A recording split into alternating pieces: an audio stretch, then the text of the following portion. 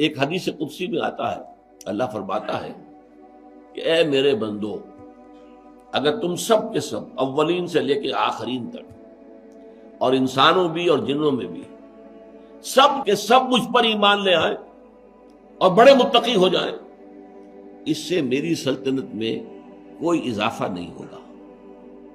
और अगर तुम सब के सब अबू जहल बन जाओ, वो तुम शैतान बन जाओ, सबके सब अव्वलकुम व आखिरकुम व इंसकुम व जिन्नकुम, तब भी मेरे कारखाना कुदरत के अंदर कोई कमी नहीं आएगी।